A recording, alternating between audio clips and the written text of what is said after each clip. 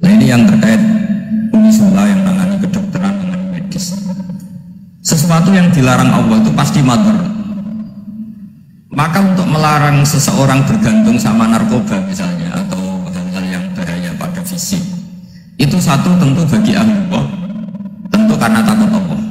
Tapi banyak masyarakat yang memang benar-benar bisa meninggalkan narkoba karena efek buruknya ganja. Itu kita tanamkan sedemikian bahwa itu mengakibatkan sakau, mengakibatkan tidak sadarkan diri, mengakibatkan kebangkrutan ekonomi, macam-macam. Sehingga mereka benar-benar benci sama yang namanya narkoba. Jadi di antara manhajul Quran itu kalau mentakbih, memburuk-burukkan maksiat itu mesti dikritik innahu kana fahisyah, innahu kana fahisyata wa makta wa sa'a sabila, innahu kana fahisyata wa sa'a sabila, diulang beberapa kali. Sehingga dibutuhkan kecakapan untuk menganggap satu hal yang buruk itu fahisyah, sesuatu yang enggak rasional, sesuatu yang tidak positif, sesuatu yang pasti berdampak negatif. Sehingga kalau misalnya tadi dibacakan oleh Qori kuntum khaira ummatin ukhrijat linnasi ta'muruna bil ma'ruf wa tanhauna 'anil munkar. Untuk berhenti dari kemungkaran itu satu takbihun litilkal munkar atau litilkal munkarat, bahwa munkarat itu kita cap, kita stigmasi bahwa itu buruk sekali. Seperti Nabi mengajarkan pemuda tadi, masa kamu suka ibu kamu digitukin lelaki lain, putri kamu, bule kamu, bude kamu, sehingga orang ini pikirannya termindset betapa buruknya zina. Sama seperti kita sukses memindset betapa buruknya narkoba, betapa buruknya bahan-bahan terlarang. Begitu juga seterusnya, terus pengkhianat dan sebagainya. Tapi problem manusia adalah dia itu akan mencari kebahagiaan atau kesenangan sesaat. Maka caranya gimana? Keinginan senang lewat maksiat ini dilawan dengan nyaman dengan taat. Ulang lagi, nyaman dengan taat. Sehingga ulama dulu punya kalimatul munajat, artinya kalimat hubungan pribadi sama Allah yang menjadikan orang itu nyaman. Dan ini yang diajarkan kitab-kitab tasawuf. Kitab tasawuf itu sukses mengajarkan melihat alam raya ini semuanya nyaman, termasuk yang mengecewakan. Itu dianggap nyaman. Saya berkali-kali mengajarkan ilmu ini karena ini musalsal ila Rasulillah SAW. Itu pernah suatu saat Imam Ahmad itu dipanggil sama tetangganya, anak muda. Tentu Imam Ahmad ini orang yang sangat soleh, sangat waroi, sangat tunduk sama perintahnya Allah dan Rasul. Pemuda tadi manggil, ya Ahmad, datang ke rumah saya. Imam Ahmad datang. Setelah sampai ke pemuda tadi, sudah pulang lagi, saya tidak butuh kamu. Pulang lagi. Setelah sampai rumah dipanggil lagi, ya Ahmad, datang lagi. Datang lagi. Oh, saya tidak jadi butuh, pulang lagi. Sampai 3 kali. Dan itu perangai ekspresi Imam Ahmad itu atau ulama lain yang sesoleh beliau itu nyaman, indah. Beliau tetap senyum-senyum, nyaman. Beliau tidak tersinggung, tidak terprovokasi, tidak, ya pokoknya tidak tersinggung, kelihatannya. Lama-lama pemuda ini terus tanya, ya Ahmad, kamu saya perlakukan seperti ini kok tidak tersinggung? Kamu senyum-senyum saja, happy-happy saja. Jawabnya Imam Ahmad itu unik. Wahai pemuda, saya kamu panggil itu senang sekali. Karena kata Nabi, kalau kamu iman dengan Allah dan Rasul, maka hormatilah tetangga. Jadi saya senang. Karena menuruti perintah Allah untuk menghormati tetangga. Jadi tidak ada urusannya dengan kamu.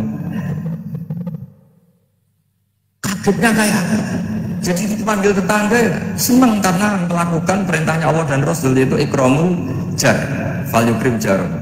Disuruh pulang, kamu ingin saya pulang, ya saya pulang. Disuruh datang, ya saya datang. Jadi saya tidak tersinggung, saya tidak ada urusan dengan kamu. Urusan saya dengan Allah Subhanahu wa Ta'ala.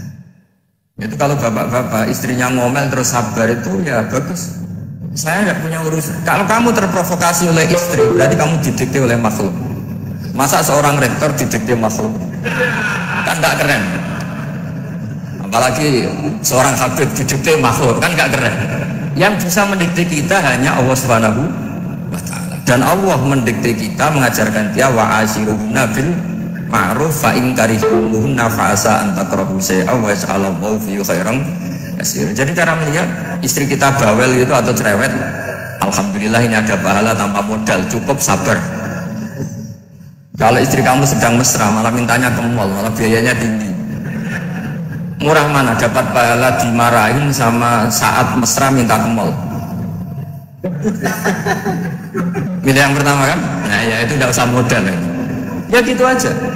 Jadi kalau istri sedang marah bawel, anggap saja ini rezeki, dapat pahala tanpa apa? Biaya. Nah, kalau pas rukun malah nantang ke mall, biayanya malah tinggi. Jadi ulama dulu itu melihat dunia itu happy. Pernah Imam Syafi'i dikasih tahu, orang yang tadi nyium tangan kamu ya, itu di rumah menghujat Anda. Jadi dia sopan hanya di depan Anda, kalau di luar menghujat Anda. Jawabnya Imam Syafi'i lucu, ya baguslah. Yang cerita ini kaget, kenapa bagus ya Abu Abdillah? Kalau manggil Imam Syafi'i ya Abu Abdillah, ya berarti saya masih wibawa, di depan saya ada berani katanya. Jadi dipandang enteng saja. Jadi kalau kamu di depan kamu istri kamu tidak berani belanja, tidak ada kamu belanja banyak, anggap saja Anda wibawa. Jadi enteng saja. Pernah Imam Syafi'i dikasih tahu, separuh dari kampung Anda itu gak suka kamu. Ya bagus lah. Kenapa? Oh nak rukun malah bakal utang gitu. Kira-kira yang utang itu yang rukun apa yang menengah? Yang rukun. Jadi enteng saja. Masyhur itu makalahnya Imam Syafi'i. Waman asa'a ilaika faqad atlaqaka. Orang yang berbuat buruk sama kamu berarti membebaskan. Kalau saya sedang nenengan sama Habib Hasan Toha Putra, beliau naik Alphard nggak nawarin saya sah karena baru nenengan. Tapi kalau sedang rukun malah harus repot mana? Rukun sama tidak rukun? Repot rukun sebenarnya. Jadi Imam Syafi'i itu happy saja. Kalau sedang rukun sama tetangga ya dianggap rukun itu satu kenikmatan. Sedang nggak rukun ya dianggap satu kenikmatan. Jadi orang dulu itu serilek itu melihat dunia. Kalau kita kan enggak, ego. Wah saya ini suami kok dimarahin istri. Wah ini egonya bangkit. Padahal egonya bangkit itu ada kebodohan di situ. Yaitu seorang rektor didikte seorang istri, seorang makhluk. Apalagi kalau Anda daftar wali itu tidak akan jadi wali. Ini wali kok tunduk sama makhluk. Karena didikte apa? Maka Imam Ahmad ketika tetangganya bully gitu ya santai saja, beliau happy. Ketika pemuda tadi eskal janggal, kenapa kamu nggak tersinggung ya Ahmad? Memangnya saya harus tersinggung gimana? Kan tak panggil nggak jadi, tak panggil nggak jadi. Hei pemuda, saya ini tidak punya urusan dengan kamu. Saya nuruti kamu karena